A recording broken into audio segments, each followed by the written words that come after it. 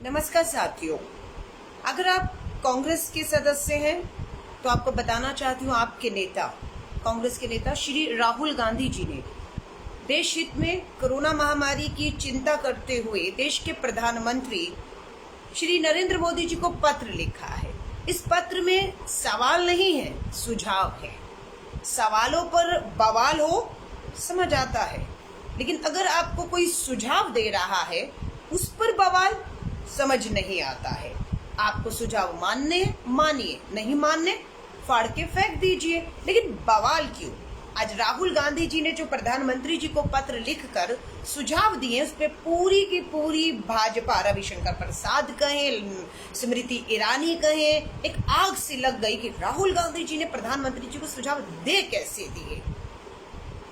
अब मैं आपसे राहुल गांधी जी द्वारा लिखे गए जो सुझाव हैं वो बता रही हूँ और आप पर छोड़ रही हूँ। आप तय करिए कि वो सुझाव सही है, वो सुझाव बिल्कुल गलत है, मानने वाले नहीं है, ये अब आप पे छोड़ रही हूँ। और अगर आपको लगे कि नहीं, कांग्रेस नेता श्री राहुल गांधी जी की जो चिंता है और जो महामारी में लोग आज संक्रमित हो रहे हैं, पिछले 5 दिन में 5-6 लाख लोग, पिछले 5 दिन में 5-6 लाख लोग ऊपर संक्रमित हो चुके हैं।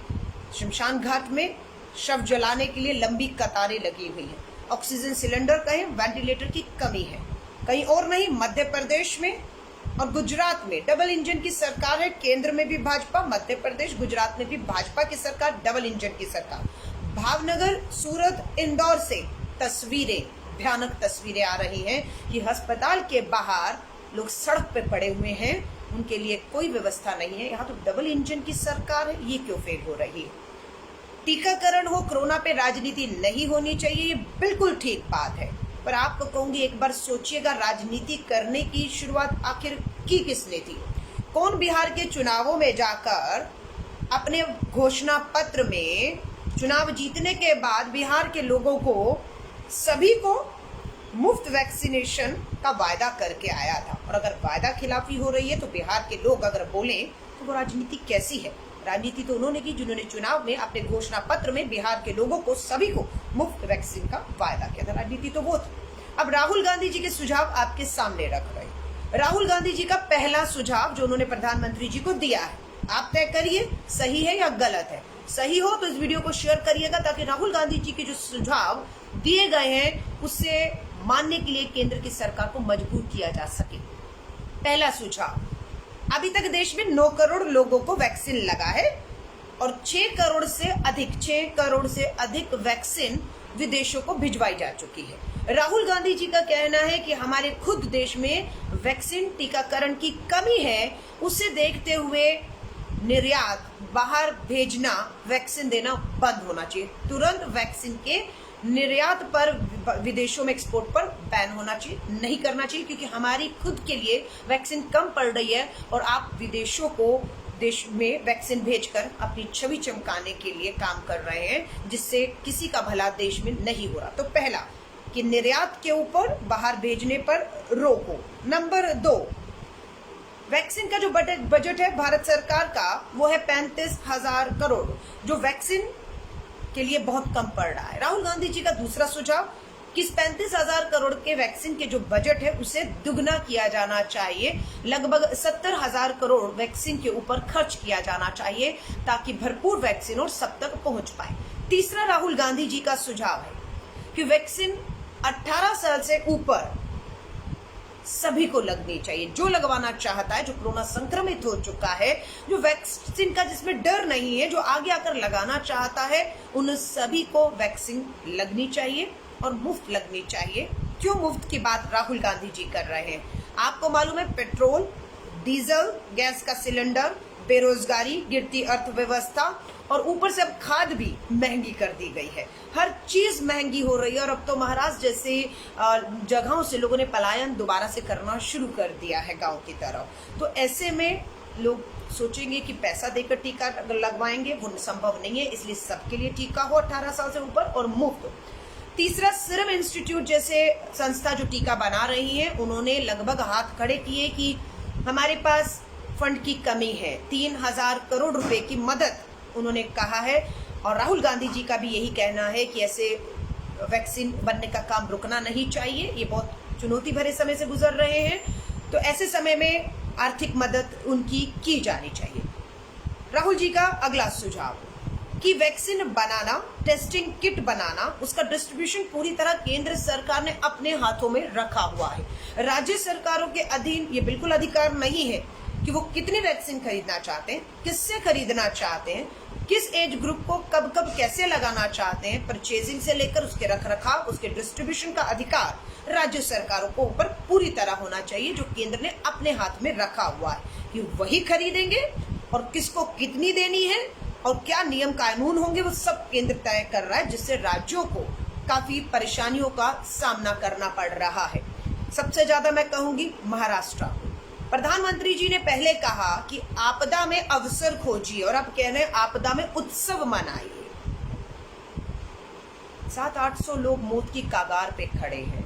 रोज आना 1,27,000 से ऊपर लोग रोज कोरोना संक्रमित हो रहे हैं। अस्पतालों में बिस्तर, वेंटिलेटर, ऑक्सीजन की कमी है।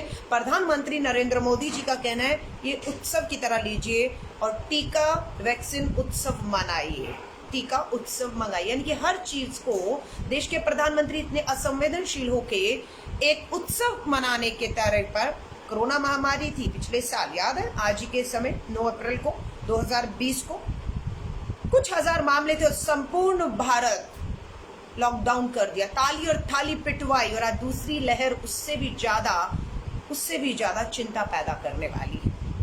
कोरोना वैक्सीन के नाम पर उत्तर प्रदेश के शामली में 3 बुजुर्ग महिलाओं का इंटरव्यू सामने आया है हर टीवी चैनल पर कि उन्हें कोरोना वैक्सीन के नाम पर एंटी रेबीज, कुत्ता काटता है तो उसका इंजेक्शन लगता है।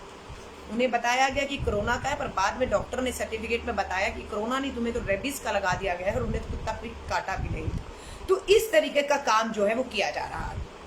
राहुल गांधी जी ने यह भी कहा है कि जो सबसे कोरोना से प्रभावित लोग हुए हैं, बहुत निचले निम्न स्तर के गरीबी रेखा वाले हैं, जो सबसे ज्यादा रोजी रोटी पर जिनकी मार हुई है, उन्हें आर्थिक मदद जो है वो की जानी चाहिए। मुझे नहीं मालूम अब इन सुझावों में आपको कहाँ राजनीति दिखती है, मुझे नहीं मालूम।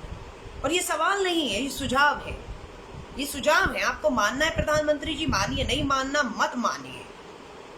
मास्क और 2 गज की दूरी है जरूरी। और आज बंगाल में जेपी नड्डा जी, भाजपा के राष्ट्रीय अध्यक्ष, देश के गृह मंत्री अमित शाह जी को, और अब तो आईपीएल का मैच लोग दिखा रहे हैं कि उनके बेटे भी जहां पर बैठे हुए हैं, बीसीसीआई, जिनकी कमाइयां जो हैं अदानी अंबानी के बाद वही तीसरे, जिनकी कमाइयां 50% बढ़ी हैं। लोग बेरोजगार हो गए लेकिन इनकी कमाइयां 50% हुई हैं। आईपीएल के मैच में जय शाह के मुंह पे भी मास्क नहीं है। सो आपके ऊपर छोड़ रही हूँ राहुल गांधी जी के इन सुझावों को लेकर। और अन्य वैक्सीन इस्तेमाल करने की जो हमारी अनुमति है, जो और वैक्सीन बना रहे हैं, दवाएं बना रहे हैं, उनको अनुमति नहीं भारत सरकार दे रही है। राहुल गांधी जी ने कहा है, भाजपा ने पलटवार किया है कि लॉबी कर रहे हैं। राहुल गांधी जी वैक्सीन कंपनियों को और टीका बढ़ाने के लिए हर तक पहुंचे, उस चीज के लिए जो पैरवी कर रहे हैं। उनका कहना है भाजपा के नेताओं का कि राहुल गांधी लॉबी कर रहे हैं वैक्सीन कंपनियों के लिए। राहुल गांधी जी ने तो किसी कंपनी का नाम ही नहीं लिया, और ना अपने लेटर में कहीं पे भी ना कंपनी का नाम है, ना विदेश फॉरेन शब्द का इस्तेमाल है। तो भाजपा ने कैसे मान लिया कि राहुल गांधी जी किसी विदेशी कंपनी का ही नाम ले रहे हैं और लॉबी कर रहे हैं उसके लिए, और उनसे कमीशन खा रहे हैं। कमीशन किसने खाया, ये तो आज कांग्रेस प्रवक्ता श्री रणदीप सुरजेवाला जी ने प्रेस वार्ता में, राफाल की दलाली, रक्षा मंत्रालय के खुफिया कागजात जिसमें पूरे सौदे का मसौदा था, वो रेड में ईडी की रेड में एक दलाल के यहाँ पर मिले हैं, जिस दलाल ने राफाल की डील में 1 मिलियन पाउंड की दलाली खाई है। उसके घर में जब रेड पड़ती है तो उसके घर से रक्षा मंत्रालय के खुफिया दस्तावेज प्राप्त होते हैं, और ये हमें कहते हैं सत्ता आपकी है, सरकार आपकी है। जब चाहते हैं ईडी, सीबीआई, आईटी का इस्तेमाल करते हैं, इनकम टैक्स ऑफिसर का, करिए इस्तेमाल, कौन मना कर रहा है आपको। लेकिन शर्म करिए, देश मौत की कगार पे खड़ा है। आपके खुद राज्य आपको हकीकत और आईना दिखा रहे हैं। लोग मौत की कगार पे पहुंच चुके हैं पूरे विश्व में सबसे ज्यादा। और राहुल गांधी जी ने सही कहा है, मात्र 3 महीने में जो वैक्सीन आप अभी और कह रहे हैं कि 2 करोड़ बची, 2 करोड़ और आएंगी, उसके 1 हफ्ते के बाद क्या होगा किसी को नहीं मालूम है। और अगले 3 महीने में भी जिस रफ्तार से आज वैक्सीन लग रही है, उस हिसाब से पूरे देश की 135 करोड़ की आबादी में आप देखेंगे मात्र 1% आबादी को ही वैक्सीन लगा होगा।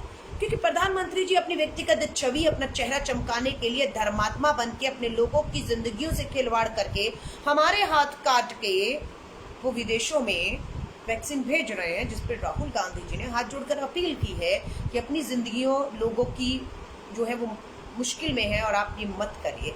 अब ये सुझाव राहुल गांधी जी के सुझाव आपके सामने रखे हैं। अगर आपको लगता है कि नहीं ये सुझाव देश हित में है, इस समय की मांग है, राजनीति से ऊपर उठ के देश की प्रधानमंत्री नरेंद्र मोदी जी को उन सुझावों के ऊपर अमल करना चाहिए, मानना चाहिए। उड़ीसा में 700 वैक्सीनेशन सेंटर बंद हो गए, मानने को तैयार ही नहीं कि कहीं कोई वैक्सीन सेंटर बंद हुआ है। मांग जितनी की उड़ीसा ने, उस मांग से सेंटर खोल दिए इस उम्मीद से कि आएंगे वैक्सीन आए नहीं, 700 सेंटर पे ताला लग गया। और बहुत से राज्य जो है मांग रहे हैं वैक्सीन, लेकिन आप जितनी मांग है उसकी आपूर्ति नहीं कर पा रहे। क्यों नहीं कर पा रहे? ये तो जवाब आप ही दे सकते हैं। जवाब राहुल गांधी जी से मांगा जाता है। देश को बताना चाहती हूँ, वैक्सीन कांग्रेस मुख्यालय 24 अकबर रोड में नहीं बन रही है, पीएमओ 24 अकबर रोड से नहीं चलता है, राहुल गांधी जी देश के प्रधानमंत्री नहीं है। वैक्सीन को लेकर क्या नीति हो, क्या उसको लागू कैसे किया जाए, ये सब 24 अकबर रोड से नहीं पीएमओ से तय होता है। तो सवाल पीएमओ से करने की बजाय श्री राहुल गांधी जी से जो मीडिया के लोग कर रहे हैं, मैं कहूँगी थोड़ी सी शर्म करिए, थोड़ी सी शर्म करिए। एक टीवी की चैनल से अभी आई हूँ, डिबेट 10 बजे लाइव करेंगे, चैनल का नाम नहीं बता रही हूँ, लेकिन 10 बजे राहुल गांधी जी के सुझाव पर चर्चा थी। जब सुझाव पड़े तो एंकर, भाजपा की एंकर के तौर पर काम कर रही थी, छटपटा गई और कहने लगी कि मैं राहुल चालीसा पढ़ रही हूँ, मैं तो राहुल गांधी जी के द्वारा देश हित में दिए गए प्रधानमंत्री जी को सुझाव पढ़ रही हूँ। मिर्ची क्यों लगती है गोदी मीडिया के इन एंकर को, जो ने कहा कि मैं राहुल चालीसा पढ़ रही हूँ। देश को पैनिक कर रहे हैं, देश को डरा रहे हैं हम। कौन डरा रहा है? डरी तो देश की भाजपा की सरकार हुई है, क्योंकि हर मोर्चे पर वो फेल हो गई है, जवाब देने को है नहीं। इसलिए व्यक्तिगत हमले कांग्रेस और श्री राहुल गांधी जी पर करके अगर उन्हें कोई लाभ होता है तो आप लाभ उठा लीजिए, पर देश का नुकसान कांग्रेस और कांग्रेस के नेता श्री राहुल गांधी जी होने नहीं देंगे। इसीलिए वो सुझाव देश हित में देते रहेंगे। आपको मानना है मानिए, आपको कूड़े की टोकरी में डालना है वहां डालिए, लेकिन आपकी इस राजनीति का शिकार हम महाराष्ट्र के खासतौर से लोगों को होने नहीं देंगे। सबसे ज्यादा मार अगर किसी को इस कोरोना महामारी में सबसे ज्यादा मौतें मैं कहूँ, सबसे ज्यादा संक्रमण के मैं कहूँ, सबसे ज्यादा राजनीति का शिकार जो है वो महाराष्ट्र के लोग हो गए हैं। कांग्रेस उसकी आवाज बनकर हर चैनल पे लड़ रही है, और धोखा अगर किसी के साथ हुआ है तो बिहार के लोगों के साथ हुआ है। ये सवाल बिहार के लोगों को पूछना है कि जब नवंबर में चुनाव थे, अक्टूबर नवंबर में, तो घोषणा पत्र में मुफ्त वैक्सीन और सबको वैक्सीन देने का वायदा था। ये बिहार के साथ धोखा है। बिहार के लोग अगर थोड़ी हिम्मत जुटाएं तो अपने मुख्यमंत्री नीतीश कुमार जी से और प्रधानमंत्री जी से और निर्मला सीतारमन जी से खासतौर से पूछ सकते हैं कि आप आई थी, बिहार के घोषणा पत्र भाजपा का पढ़ के गई थी, वो धोखा हमारे साथ हो रहा है और अन्याय महाराष्ट्र के साथ हो रहा है। और जहाँ डबल इंजन की सरकार है, मध्य प्रदेश, गुजरात हाल बद से बदतर हैं। उत्तर प्रदेश में तो एंटी रेबीज के इंजेक्शन को कोरोना का इंजेक्शन बता के लगाया जा रहा है। सारी सच्चाई, हकीकत आपके सामने है। हाथ जोड़कर आपसे वापस निवेदन करती हूँ, मास्क लगाइए, हाथ को धोते रहिए, 2 गज की दूरी बनाए रखिए, जब तक बहुत जरूरी ना हो घर से मत निकलिए, हो सके तो टेस्टिंग कराइए, उपलब्ध हो तो वैक्सीन जरूर लगवाइए। मात्र ये 5 काम है जो आप कर सकते हैं और अपनी जिंदगियों को बचा सकते हैं। अगर थोड़ी सी भी गलतफहमी आपको हो तो एक बार नज़ारा उन अस्पतालों का, मॉर्चरीज का, शमशान घाट की तरफ देख लीजिएगा। अगर आप खुद को वहाँ नहीं देखना चाहते आपको हाथ जोड़ के निवेदन है, अपनी नहीं तो देश जिस आपदा में फंस चुका है उससे निकालने में एक मदद के लिए ये सब कीजिए आप। मेरी शुभकामनाएं आप सभी के साथ हैं। और राहुल गांधी जी के जो सुझाव भारत की केंद्र की मोदी सरकार को दिए गए, अगर आपको लगे बिल्कुल ठीक है, ये सुझावों पर अमल होना बेहद जरूरी है देश हित में, तो इस वीडियो को जरूर शेयर करिएगा। मेरी शुभकामनाएं आप सभी के साथ हैं। जय हिंद, जय भारत।